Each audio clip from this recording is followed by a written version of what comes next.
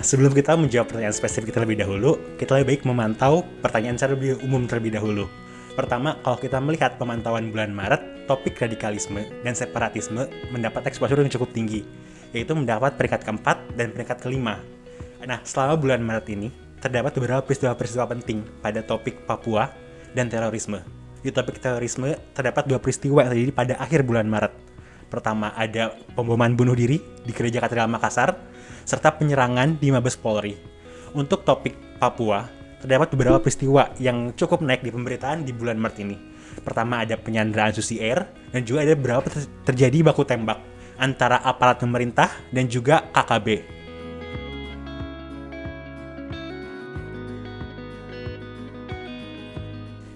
Secara umum, serangan teror cenderung menurun dibanding tahun 2000 ke sekarang.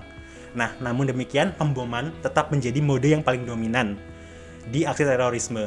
Aksi pemboman cenderung menurun dari tahun 2000 sampai 2015. Namun, yang cukup mengkhawatirkan adalah sejak tahun 2015, pemboman cenderung kembali meningkat.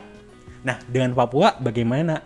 Jadi sebenarnya untuk Papua sendiri ini agak beda ya dari terorisme. Kalau tadi kita lihat kan terorisme awalnya tinggi terus agak menurun. Nah kalau di Papua ini sebenarnya ada 2 kali nih lonjakan. Yang pertama nih di tahun 2011-2012an nih, dan yang terakhir yang baru-baru ini di tahun 2020.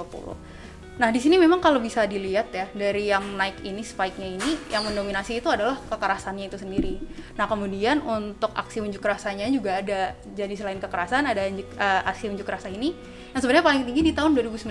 Kalau teman-teman ingat, ini adalah kasus rasisme terhadap mahasiswa di Surabaya. Iya, jadi memang ini polanya berbeda dengan terorisme yang cenderung menurun. Cuman kalau ini dia agak naik turun terus naik lagi kayak gitu.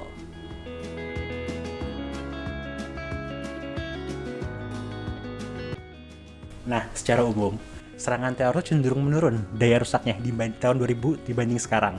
Nah, kalau diingat-ingat, di tahun 2000 awal itu ada beberapa kasus yang sangat mencita perhatian. Seperti ada bom JW Marriott, bom Bali, bom kedubes Australia, itu memiliki daya rusak sangat kritikal. Nah, kemudian sekarang justru cenderung menurun daya rusaknya, tidak semasif dulu. Ada contoh-contohnya seperti penyerangan kepada Mabes Polri, itu relatif lebih rendah dibandingkan dengan daya rusaknya dibanding dulu. Nah, secara khusus, Gereja Katedral Makassar juga dikategorikan sebagai daya rusak yang memiliki daya rusak sedang. Nah, kalau di isu KKB sendiri, daya rusaknya seperti apa untuk selama ini? Iya, mungkin gini ya, kalau di KKB sendiri nih kita sebenarnya bisa ngeliat ada pergeseran pola. Jadi di awal ini memang yang paling tinggi tuh karena perang suku. Jadi di sini antar suku itu ada berperang atau konflik-konflik seperti itu.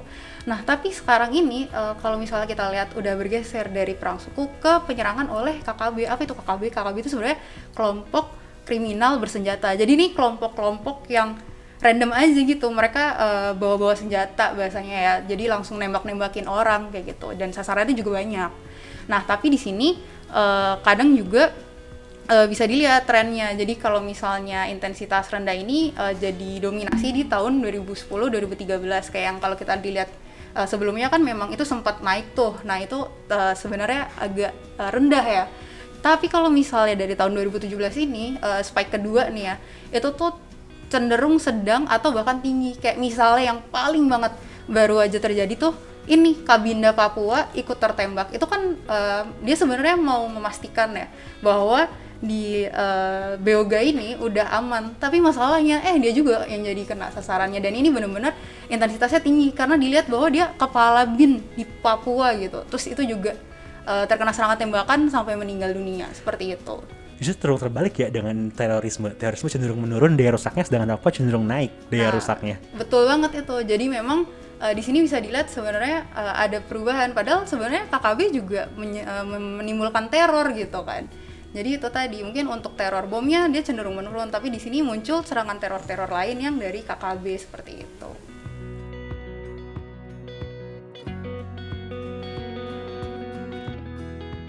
Nah, sebenarnya cenderung berpola kalau di terorisme sasaran-sasarannya. Ada aset pribadi, ada tokoh tempat religius, ada aparat kepolisian, dan fasilitas pariwisata. Umumnya sih itu cenderung yang dihadiri oleh orang-orang asing atau mungkin aparat pemerintahan sebenarnya. Jadi cenderung sudah berpola kalau di aksi terorisme sasaran-sasarannya. Nah, kalau di KKB sendiri apakah ada pola tertentu terkait sasaran dari yang diserang itu sendiri? Jadi gini ya, mungkin kalau kita lihat terorisme nih lebih cenderung menyerang sesuatu yang penting, baik itu tempat atau aktor gitu ya. Tapi kalau untuk di KKB sendiri nih memang dia cenderung random aja gitu. Jadi sasarannya tuh kebanyakan warga sipil. Kalau bisa dilihat tuh tiap tahun paling banyak tuh memang warga sipil. Nah di sini bahkan dari tahun 2006 sampai yang terbaru-baru ini memang paling banyak warga sipil itu sendiri. Nah tapi di sini ada beda sedikit. Jadi dari tahun 2009 ini kurang lebih ada sasaran-sasaran yang menyasar TNI dan Polri juga. Nah kenapa? Karena di sini pemerintah dari negaranya sendiri ini sudah mulai hadir. Dia menghadirkan bantuan dari polisi, dari TNI untuk menjaga keamanan di Papua. Makanya kenapa akhirnya dari yang cuman masyarakat sipil doang nih, jadi akhirnya TNI Polri juga ikutan jadi sasaran kayak gitu. Makanya di sini ada peralihannya kayak gitu. Nah terus ada satu lagi nih perbedaannya. Jadi karyawan PT Freeport ini juga banyak yang diserang nih. Dulunya tuh cuman karyawan doang. Nah sama seperti warga sipil tadi, ini kan sebenarnya PT Freeport juga cukup penting ya, karena kan ini jadi Opfitnas juga. Nah begitu ada TNI Polri yang menjaga PT Freeport, udah deh TNI Polri juga ikutan jadi sasaran dari KKB itu. Kayak gitu sih bedanya.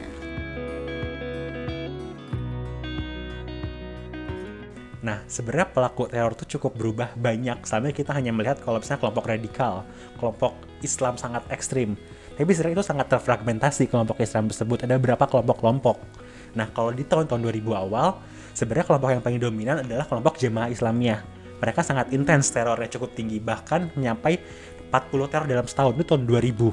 Nah, namun kemudian kecenderungan JI ini menurun, digantikan oleh JAD dan JIT. Nah sekarang tapi memang tidak se-ekstrim dulu, se-intens dulu. Hanya saja mereka lebih banyak di daerah-daerah, tidak seperti dulu di kota-kota besar. Nah, kalau untuk KKB sendiri apakah ada fragmentasi atau ada tokoh-tokoh khusus yang muncul? Atau ada isu-isu tokoh-tokoh penting?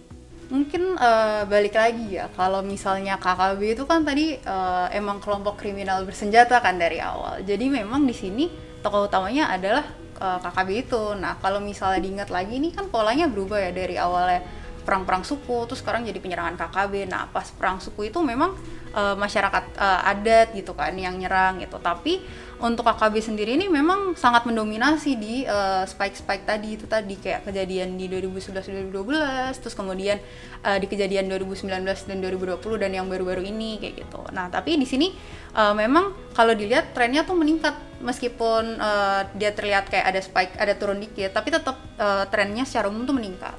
Nah di sisi lain, tapi kalau masyarakat adat itu tadi yang tadinya berperangan adat tuh itu malah menurun kayak gitu. Mungkin sama juga kayak aksi-aksi kekerasan dari mahasiswa atau umum gitu. Kayak yang kita tahu kan 2019 ada kasus rasisme tuh. Ada banyak demonstrasi dan demonstrasinya menyebabkan kerusuhan. Nah, itu juga cenderung polanya untuk mahasiswa tetap naik lagi. Jadi di sini tidak ada pergantiannya, mungkin serupa kayak terorisme ya, dari tadi JI ke JAD.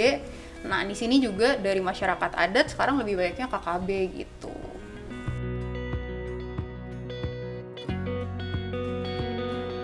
Nah, untuk terorisme sendiri sebenarnya sudah berpola biasanya, umumnya. Jadi biasanya mereka menyerang antara Agustus-September atau dengan November-Desember. Agustus-September ini karena bertepatan dengan momentum global, ya ini serangan 11 September, kurang lebih. Nah, untuk November-Desember ini mereka menyasar momentum-momentum seperti Natal dan Tahun Baru. Nah, namun demikian, ini kita temukan nih sekarang ada kasus pemboman di Makassar. Ini cenderung anomali, karena tadi di luar pola-pola biasanya.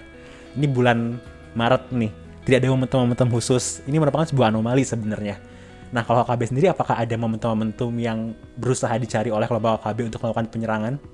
Ini menarik banget ya, kalau misalnya terorisme kan tadi memang ada momentumnya kan. Nah, tapi kalau dilihat lagi nih dari data-datanya nih menunjukkan bahwa sebenarnya untuk KKB sendiri tuh nggak ada polanya gitu. Kayak ya udah mereka kalau lagi mau nyerang ya kayaknya nyerang aja gitu, nggak perlu nunggu momentum. Padahal sebenarnya kalau kita lihat mungkin biasanya orang-orang sering dengar nih ada namanya HUT OPM di bulan Desember tuh. Mungkin kan harusnya kayak wah sekalian aja nih organisasi Papua Merdeka. Karena banyak kan KKB kan tujuannya memang Papua Merdeka gitu kan. Tapi ternyata nggak juga, di bulan-bulan lain tuh sama aja. Jadi memang di sini nggak ada pola momentum utama yang diikutin, memang biasa aja. Jadi kalau misalnya dilihat dari data nih, memang serangannya itu tertinggi ada di kayak bulan Januari, April, Agustus, terus Oktober. Ini kayak di semua kuartal ada gitu loh. Jadi memang nggak ada, balik lagi nggak ada momentum khusus yang diikutin.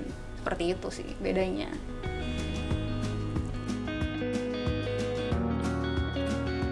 sekarang kita balik lagi nih ke pertanyaan awal ya. Pertanyaan besarnya kenapa tuh aksi teror sama gerakan separatis KKB ini masih terjadi gitu, tetap ada.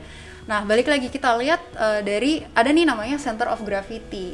Apa itu Center of Gravity? Ini tuh maksudnya bahasanya kayak tujuan utamanya mereka yang di paling titik namanya juga gravity ya. Jadi titik pusatnya dari mereka, aksi-aksi mereka tuh apa. Nah, mungkin kalau dari aksi teror sendiri gimana tuh Center of Gravity-nya?